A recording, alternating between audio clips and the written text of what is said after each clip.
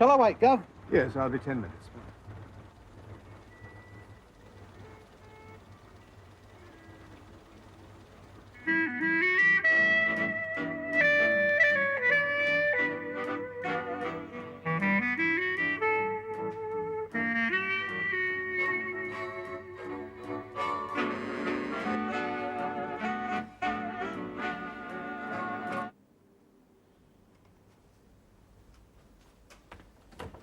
Michael. Good morning. It's very good of you. I preferred not to go to the office. Oh, I totally understand. Can I take your coat? No need. May I see the letter? Yes.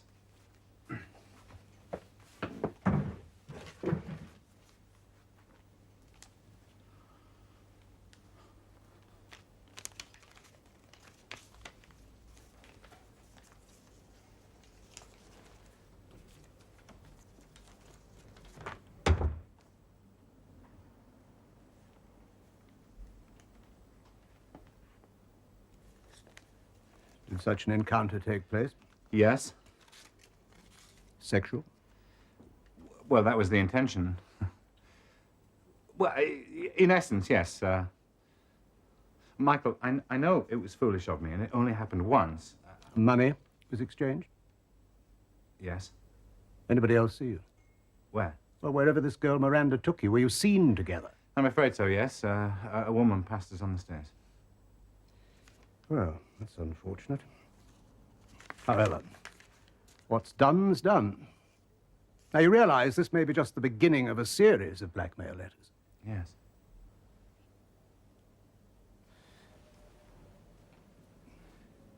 Well, my immediate advice, and you may not like it, is do nothing.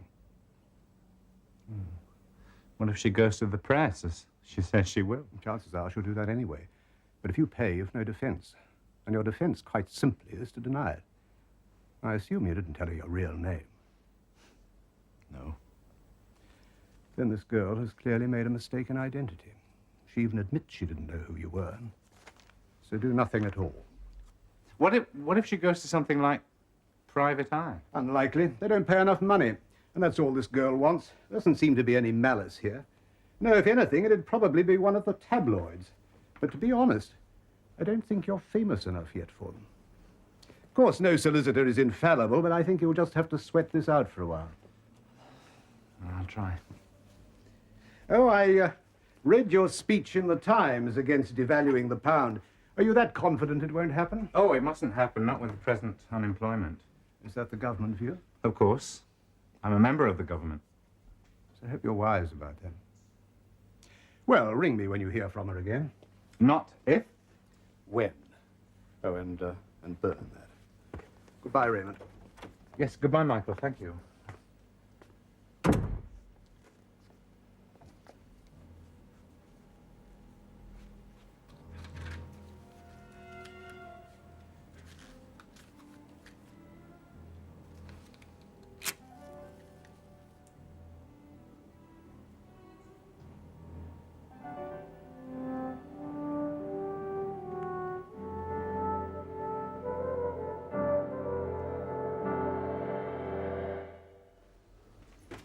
Just keep reminding yourself that at least half the house is on your side.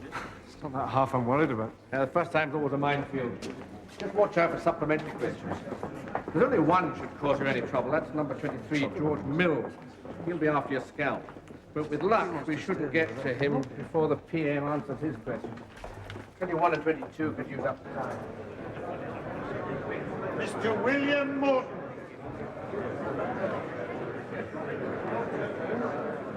I think you're going to escape. Still 7 minutes. Never happens. You put up a good performance. Mr. William Morton. Where is he? Mr. Angus Baird. Mr. George Mills. Number 23, sir. The Under-Secretary of State of Scotland. No, sir. I have not been invited to visit the Kinross nursing home. Mr. George Mills. Mr. Speaker, is the minister not aware that no one in the House will be surprised by his reply? Bearing in mind the fact that the nursing home has 49 occupants, 47 of whom have their own television sets, and yet the minister demands 47 separate license fees. If they were to congregate in one room, he would expect only one fee. Is this yet another example of the Labour Party's care for the aged program we hear so much? Mr. Speaker, this was a decision taken by a previous administration of which the honourable gentleman was a member. We have seen no reason to reverse that decision. George Mills. Point of order, Mr. Speaker. Is it in order for the Minister to mislead the House? This is the sort of inaccuracy we've come to expect from this government. Is the Minister not aware that the decision he refers to was made by his right honourable friend, the Secretary of State for Scotland, only last year? And I think the Minister will find, if he does his research more fastidiously, that his party was in power at the time. He's right. Apologise and sit down. Further to that point of order, Mr. Speaker, the Secretary of State warned me that a new minister would never forget his first question time, and I felt bound to agree with him. With regard to the subject of television licenses in the Kinross nursing home, I apologise to the honourable member for my mistake, and I will look into the case immediately and send him a written reply within 24 hours. And I must confess that I blame my grandmother for this, who, as president of the Kinross nursing home, and in fact a member of the honourable gentleman's own party, has always believed in increasing old age pensions rather than looking for false subsidies which can never be fair to everyone. My grandmother would doubtless be delighted to learn that this administration has raised that old age pension by 50% during the 3 years since they have taken office. Prime Minister's question. Mr. John McLaren. Well done, Andrew.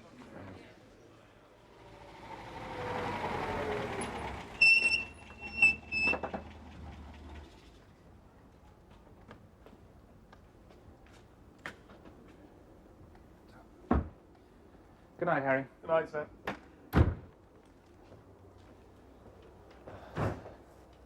Mr. Gould, Yes? my name's Robson. I'm from the Daily Mirror. How can I help you, Mr. Robson? Could we talk privately? I'm afraid I'm already late. What exactly did you want? Do you know a girl called Miranda Page, sir? Not that I remember offhand, but then I meet dozens of people every day. Is she a constituent of mine? Not exactly. She's a prostitute. What exactly has that got to do with me? She says you were a client of hers. And do you believe her? I'm asking you, sir. I never saw the Daily Mirror as part of the gutter press. Is this a new policy? Then you deny it? No doubt this, whatever her name is, Miranda Page. asked for money for this story. Of course. My advice then as a lawyer is not to pay her. And my advice as a member of Parliament and a private citizen is that if you do, I'll sue your newspaper for libel. Good night.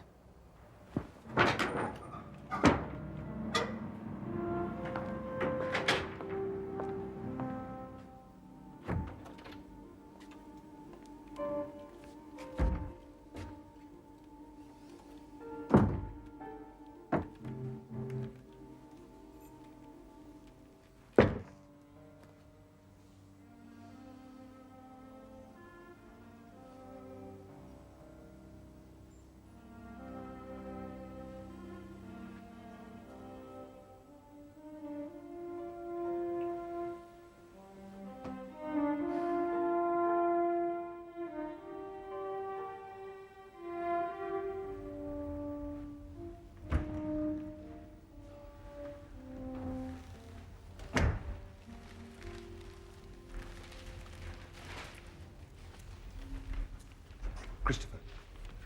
May I? Please? Do you remember those lines by Byron? Something like, the more she did protest, the more she suggested yes. There is presumably some significance behind this opening gambit. The pound in your pocket. That wasn't Byron, was it? Bainbridge. Now look at this. See? And here. And here. All stating over and over again that he won't devalue the pound. You're taking a keen interest in the economy recently. Is this a new image, Simon? I'm right, though, aren't I? The more he did protest, the more he suggested yes. To be honest, I don't believe the PM wants to devalue. I think he genuinely is against it. It's risky. Not only would it upset the unions, it could also upset his own party. What about the Chancellor? What does he think? It's grapevine knowledge that Richard is for it. Jim, too, perhaps.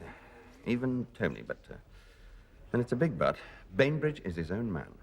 He has a strong majority, and he won't throw that away hastily. What's the point of a strong majority if he's crippled by a sterling crisis? As the banks lose confidence... You don't have to preach to me, Simon. I'm sorry, I didn't mean to. But I've talked to bankers, economists, journalists. They all agree that the IMF loan can't prop up Labour forever, and we're talking about loans worth billions of pounds. You know something? You're wasted on the back benches. Well, tell Lindsay that. Oh, I tell Henry a great many things. Unfortunately, he doesn't always listen unless it's about the boat show. How much is that worth today on Wall Street? $2.80. Raymond Gould insisted this afternoon that it would stay that way. You heard him. Gould isn't the government. He's a spokesman for it, though, isn't he? In a minor way, yes, but I suspect that his beliefs come more from personal conviction than from 10 Downing Street. Christopher.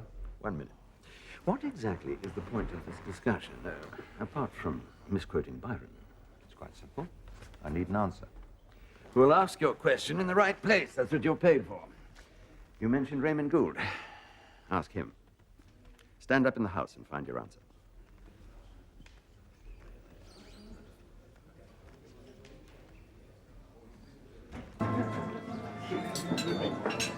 Ah, Lady Fiona. Buonasera. Bellissima. Buonasera, Pasquale. Come sta? Bene, grazie. Thank you. Just because they name their trattorias after their first names doesn't mean they have to insist on knowing ours.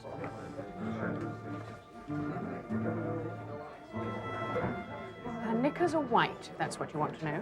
She's an actress, Fiona. I was merely trying to place her face. It's usually further up, above the neck. Shall we order? Are you talking about food? Food. What do you think Salad Sinatra is? Does that mean it sings Strangers in the Night? Let's just order, shall we? I'm hungry. All right. I'd like to begin with avocado vinaigrette, followed by a baby. It's hardly the time to talk about that. Why not? Next week, I'm 30 years old. I don't exactly relish the thought, but there's not much I can do about it. It would be nice to get pregnant to celebrate the fact. I really don't want to discuss it. Well, I do. I hardly see you except at breakfast or when you pop in to change your socks. It's clear you haven't lost your interest in women, just this one. That's not true. Then let's skip the hors d'oeuvre, shall we, and go home. Are you ready to order, signore? Just a couple of minutes, please. Look, I'm sorry. I've been very overworked lately, what with the bank and the common market debate and so on. There's no one else, is there? No. No. I believe you. I think I know when you're lying. Oddly enough, I wish there were. And I know there was a reason. Can I ask if you actually want a child? Yes, I do. Well, that's a start. Tomorrow I'll buy a gallon of number 5, a pair of knickers like hers, and half a dozen records by Mantovani, and we'll take it from there, shall we? Pasquale, thank you. Pronto, signore. Avocado vinaigrette for me, and my husband would like a dozen oysters, wouldn't you, Charles?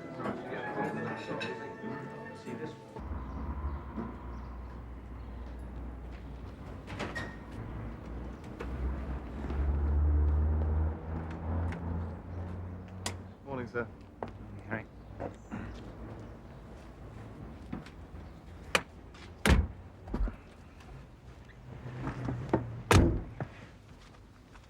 There's a picture of you in there, sir. Not very flattering.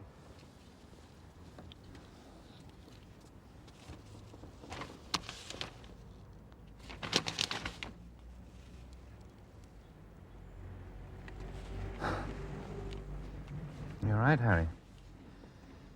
It isn't very flattering.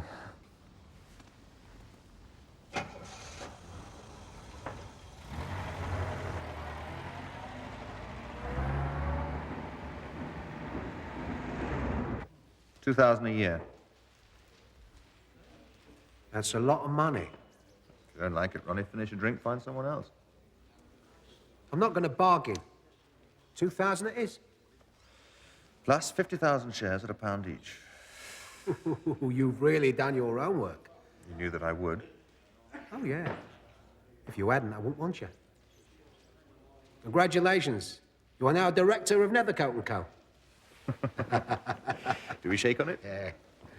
I know you've put yourself in the red. £50,000 worth in the red. You won't regret it. I don't intend to.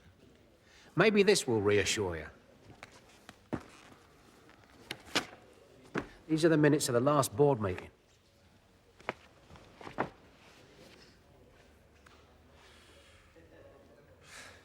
gave 15 million for this office block. With a guaranteed rental income of 1.1 million per annum for the first 7 years and a 21-year lease. When are the rent reviews? Every 7 years. Does this make any difference to when you go public? Why do you ask? Because I feel it might be wise to wait until we know the result of the next election. If the Tories get back in... Opinion polls say they will. I never bank on opinions, Ronnie. But if we do get in, it could change the whole atmosphere for launching a new company. And if they don't, we go public immediately. Agreed? Agreed.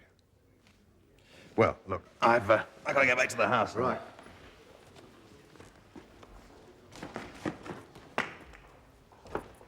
What about devaluation? Is it going to happen? That's exactly what I intend to find out. If the government did an about turn and devalued the pound, would the Undersecretary find it possible to remain in office? The policy of Her Majesty's government is totally against devaluation, so the question does not arise. Wait and see! Order! The honourable member knows all too well that he must not address the House from a sedentary position. The Undersecretary of State. Mr. Speaker, this government believes in a strong pound, which still remains our best hope for keeping unemployment down. The government may believe in a strong pound, but they won't find it in their pocket or anyone else's. Least of all the 300,000 unemployed.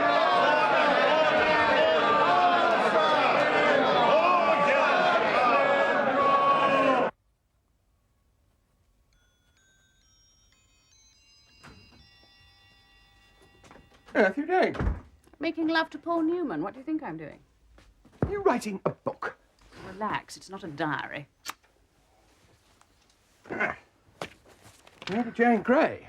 Biography? Yes, unfortunately I never met the poor woman, so it has to be a biography rather than a memoir. Why? Why Lady Jane Grey, or why did I never meet her? No, why the book? Freud would call it a baby substitute. I call it How to Pass the Time While Your Husband is at a late-night sitting. It's a horrid title, but it fits the bill. Are you serious about this? Yes, I sympathise with the woman. She had her head cut off. I know how it feels. But I'll probably never finish it. Just happens to be the fashionable thing to do. I think you ought. Do I detect encouragement? Yes. You've always had a talent for writing. Well. What puts you in such good humour? I mean it. Yes, but you're still looking rather pleased with yourself. I suspect that the collapse of the government has begun.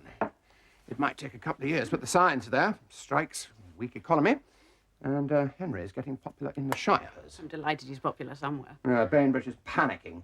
When a PM reshuffles his cabinet, it normally means there's dissent around the table. So he brings in his yes men to bolster his confidence. Are you coming down to Sussex with me tomorrow? Do you want me to? Oh, I think it would be advisable. Tory voters like to see Tory wives. And if that's the only reason, go by yourself. I'd prefer to spend my weekend with Lady Jane Grey. Even headless, she'd appreciate my company more.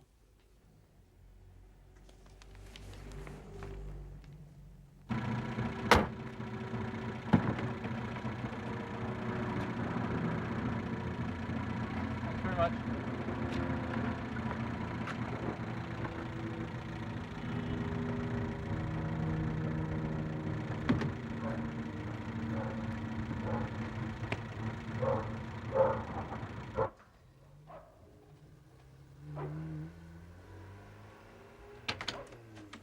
Hello, Stan. Hello. Where's Joyce? Oh, she's gone to buy us a bottle of whiskey. What's the matter? Well, don't you know? It's just been on the wireless. Bainbridge has devalued the pound. $2.80 to $2.40. Whatever that means to a loaf of bread. I don't believe it.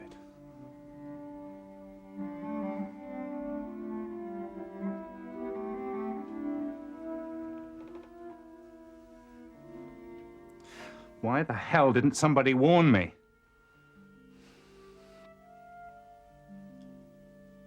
You know what this means, don't you, Stan? I'll have to resign.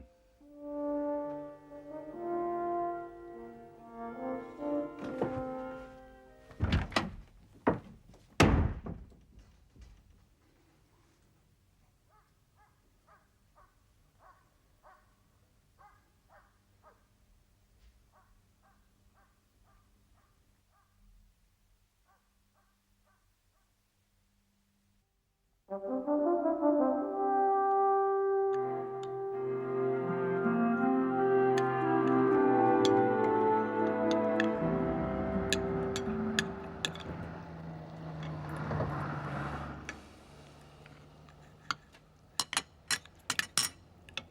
you hungry? No. You with us for darts tonight? We're playing at the White Hart. No, I don't think so. Few beers? No. Leeds were brilliant yesterday, weren't they? Yeah, so I heard. Don Revie was on telly. Oh, he's never off it. Well, it's better than seeing politicians. At least you don't see Billy Bremner sulking in the dressing room. Is that what I'm doing? Well, where I'm sitting, You didn't have to hand in your resignation. You could have waited. What for?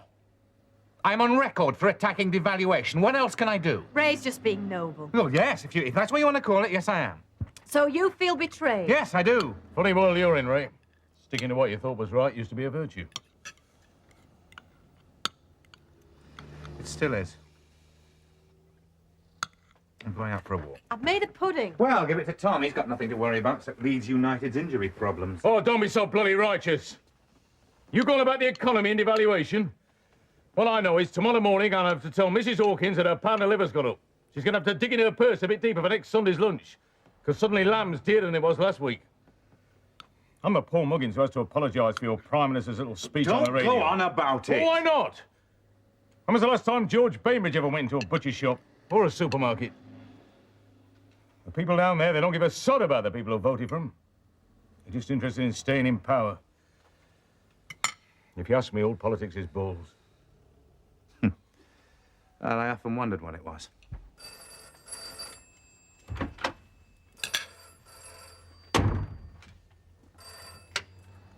Hello? Yes. Ray, it's for you. I'm not in. Shall I tell the Prime Minister that? Yeah. Yes. Good afternoon, Prime Minister. Yes. Well, I wanted to make sure that you'd received my letter first.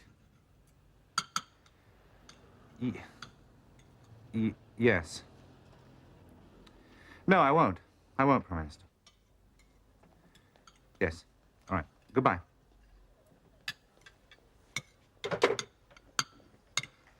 Bainbridge wants me to keep quiet about the resignation, so if the press phones, say nothing.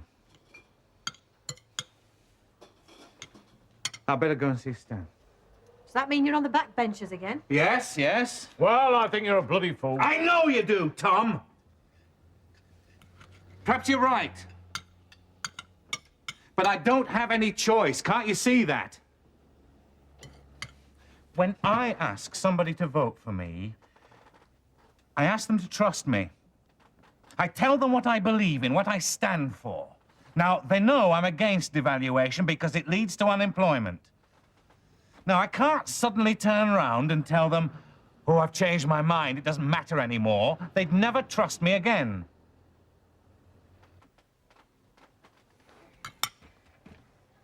And another thing, Mrs. Hawkins may not be able to afford her roast next Sunday, but at least now she knows that I know that.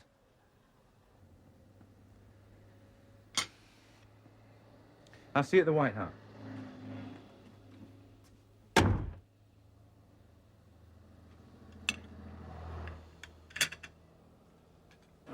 I do not need to remind the Minister that he informed the House in reply to my adjournment debate last April that devaluation would drastically increase unemployment in the country. If the honourable gentleman's words are to carry any conviction, why hasn't he resigned?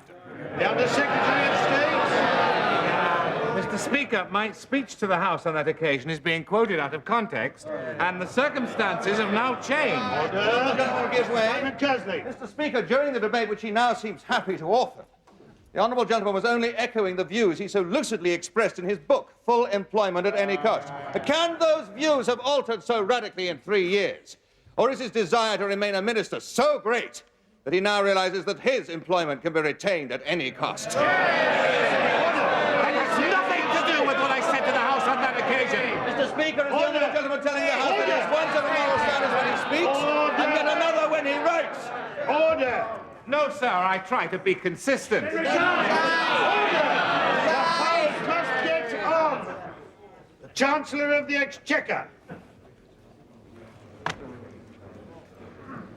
Mr. Speaker, the honourable member for Leeds North handed in his resignation to the Prime Minister on Saturday evening, but graciously agreed not to make this public until I had had an opportunity to address the House. I think you've just been nominated Shit of the Year.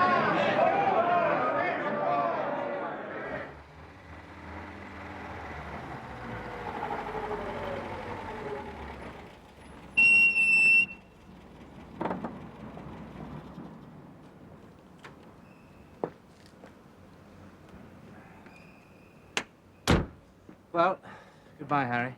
It was fun while it lasted. Goodbye, sir. I'm sure we'll meet again soon. I hope so.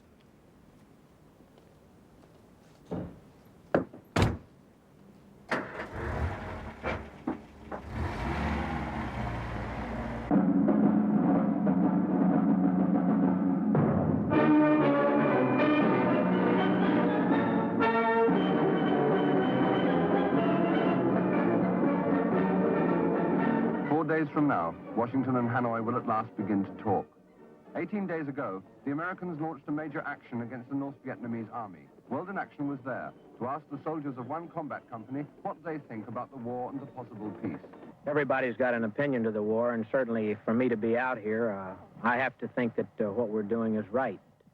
And the people back in the States who do criticize the war, I'm convinced that many of them do not really know what's going on over here. I sometimes wonder whether some of the people that I know that have died over here know what they're dying for.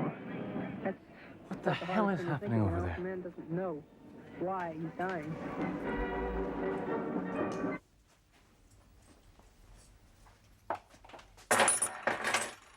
Are we going out?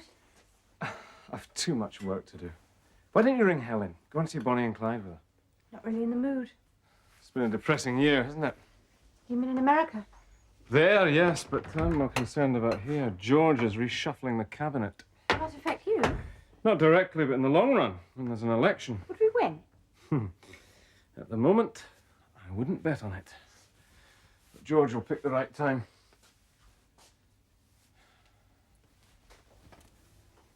You need a holiday. We both do. Here we go.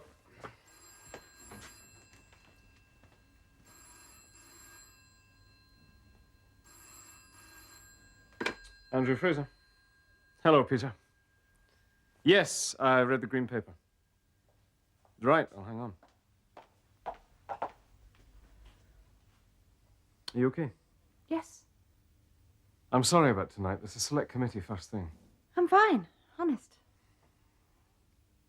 Why don't you ring Helen? Even if it's just to have dinner, you ought to get out I'm more. perfectly all right. Well, will I ring her for you? No! Yes. Evening, Gordon. No, nothing's wrong. I was just about to start on the box, actually. Yes. I'll ring you back later. Bye.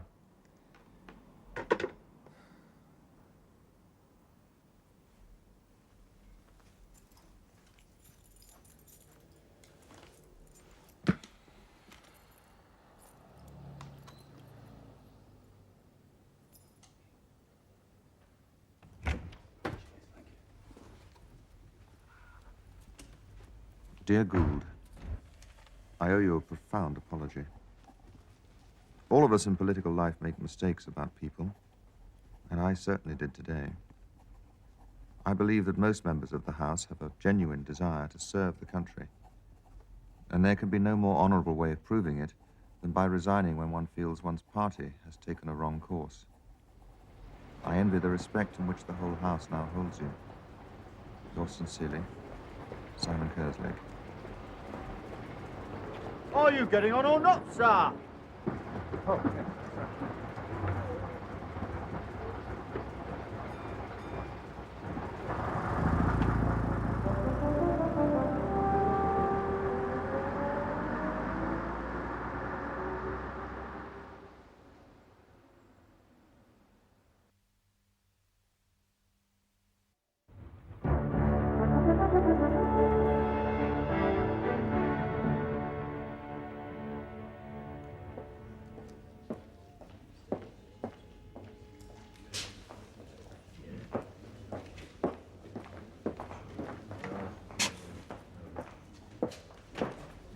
Afternoon, Charles. Hello, Simon. I didn't know you were interested in ag and fish. Oh, I'm not going in there. I've got an appointment. The Chief Whip will see you now, Mr. Seymour. Thank you. Come in, Simon. Do sit down. Would you like a cup of tea? Please.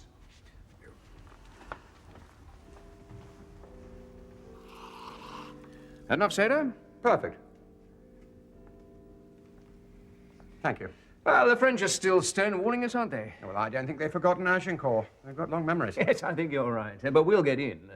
I know you're strongly in favor of the EEC. Absolutely. Yes, well, that's not the reason why I've sent for you. I hope that what I'm about to tell you will be looked on as good news. The leader thinks you might benefit from a spell in the Whip's office. And I must say I'd be delighted if you felt able to join us. And give up environment? Oh, yes, and all outside commitments as well. Do sit down. You mean the bank? I'm afraid so. This is not a part-time occupation, Charles. I see. Now, you don't have to give me your answer now. By tomorrow will do. Look, Charles, being a junior whip may not seem very rewarding at first glance. It's hard work, you will have no say in the house, and you will be denied a salary outside. So I can see why you're not jumping for joy. However, this is the engine room of any party or government, and your contribution will be invaluable. I'm aware of the opportunity. I didn't mean to sound ungrateful. No, indeed not. But the election is not far away, and the signs are encouraging, especially in the by-elections. And don't forget, Henry began in this office.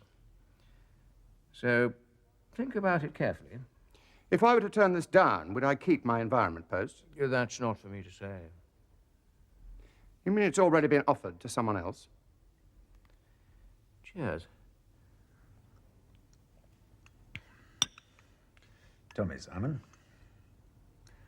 how do you feel about environment? What else did he say? That's it. Lent is not one for small talk. I'm impressed by your performance in the House, Simon. Excellent debating, blah, blah, blah.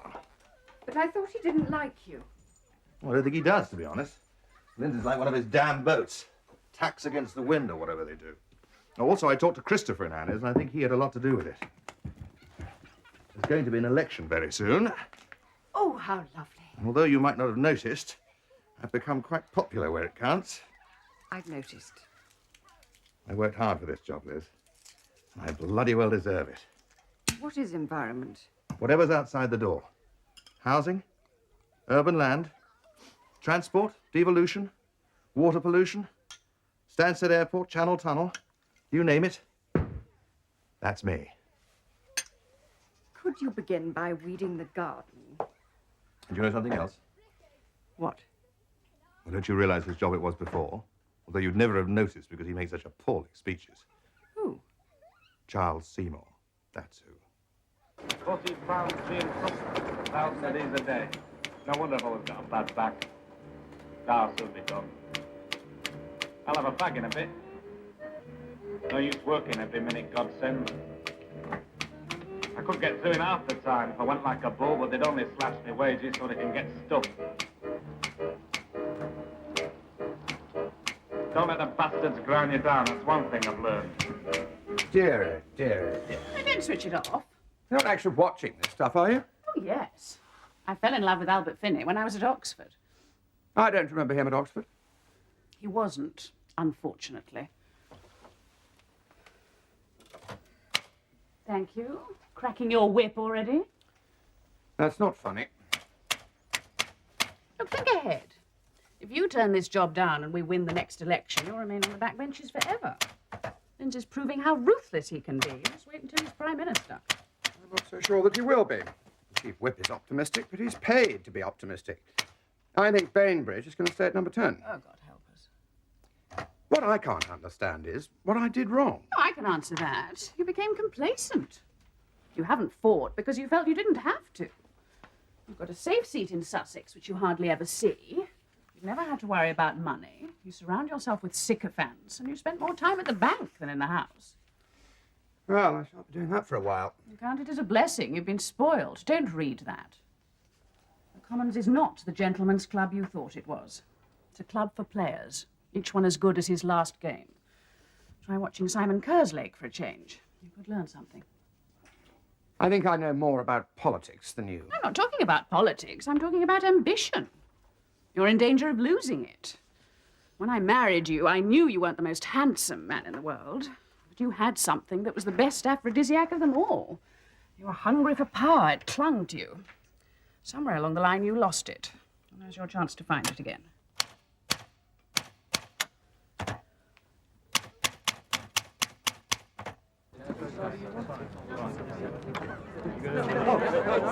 Prime Minister? Prime Minister? Prime Minister? Prime Minister, have you chosen June the 18th for the election because it's the anniversary of the Battle of Waterloo? If you remember your history, Wellington called that a near-run thing, was it? Well, this won't be that. It won't even be a battle. And I can tell you my opponent is certainly no Bonaparte. Prime Minister, the opinion polls are predicting a Labour landslide. Not an opinion, but a fact. The people in this country know that the 60s has been the finest decade this country has known this century. And we've only just begun. Prime Minister, some Labour commentators have suggested that you should have waited until October. The result would be the same. But at least in June we'll have the advantage of good weather.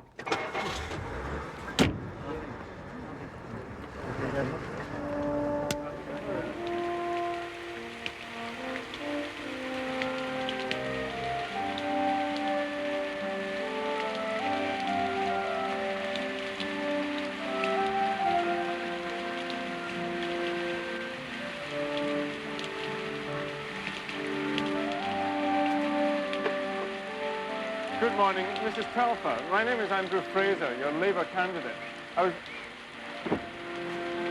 Don't think she was for us.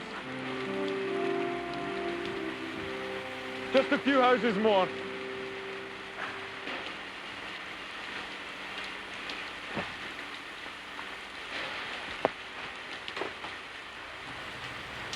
Good morning, Mrs. McLean.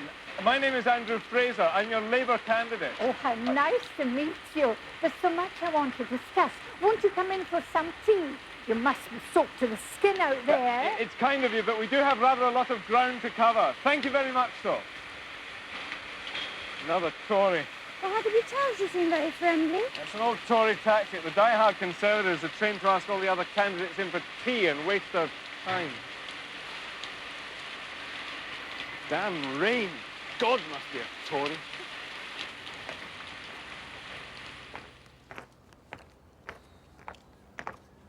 We'll get a bite to eat soon.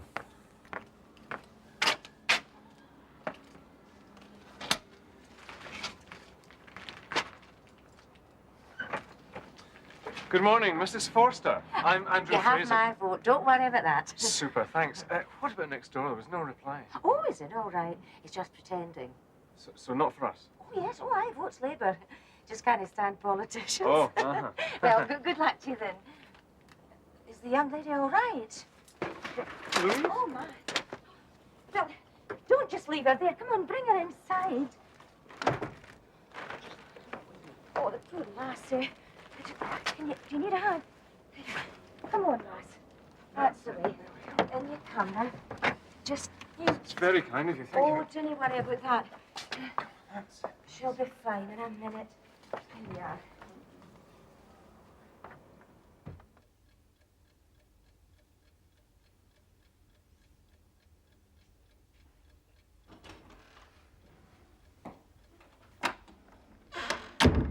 The doctor's on his way. How is she? I'm not sure. She seems all right. Oh, she's shivering, poor soul. You're a fine husband to drag the lassie out in weather like this. A sick wife's not going to help you win the election. No, I know. Just you sit yourself down. I'll make you both some tea. Oh, would you prefer a whiskey? No, tea will be fine. Thanks, Mrs. Forster.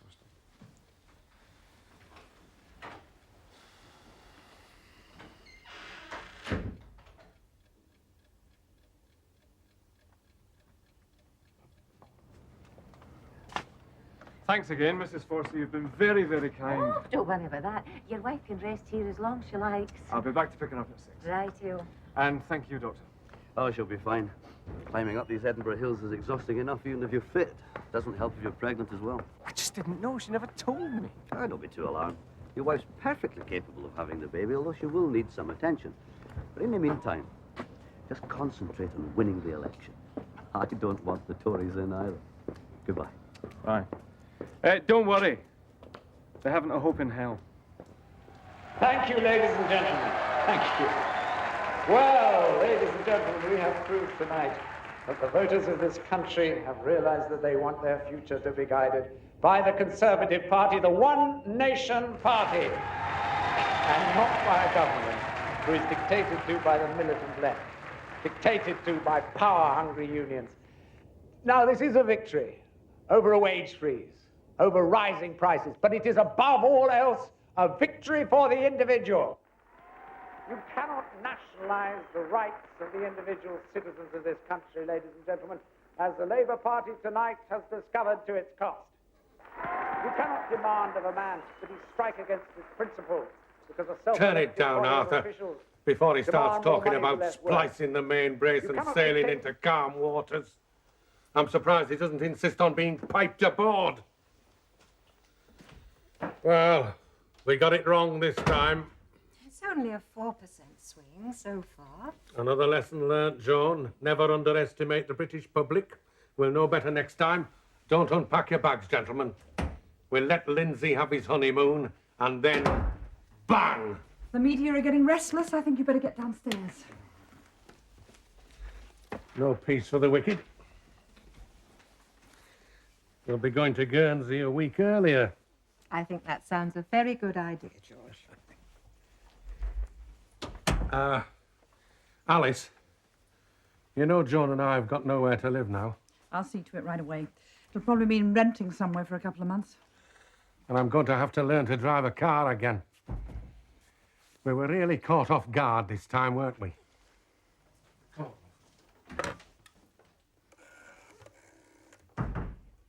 The Prime Minister's on his way. Well, I think you would grant him the courtesy of calling him that, at least until tomorrow.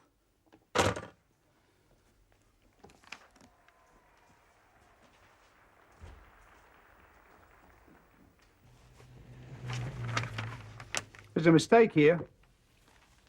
It says his majority was 11,000 plus. It was only 10. Is that meant to cheer me up? Oh, sorry. Still a good majority. Does it make a scrap of difference when you're on the opposition benches?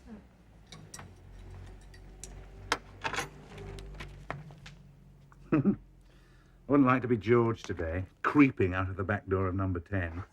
You won't like that. You should have listened to you, Ray. You were right about October. Yes, well, I'll send him a postcard and tell him.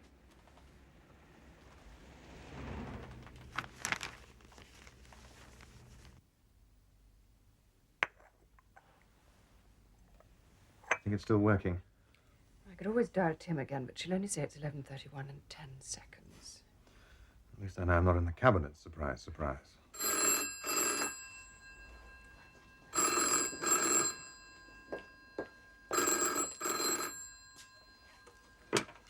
Simon Kerslake? Thanks, Andrew. You too. I see you retained your seat. Does that mean we still pair? It's Andrew Fraser. Thinks that all I want to know is that his wife is pregnant. No, not yet. Mm-hmm. Give me the phone. Hang on a sec. Andrew? It's Elizabeth. Yes, of course I will. When will she be in London?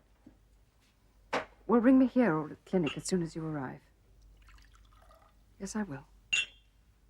Goodbye. Well, I've got a job. Making sure Mrs. Fraser has her baby. Oh, yes? Let's go to bed. I wouldn't be able to sleep. You don't have to.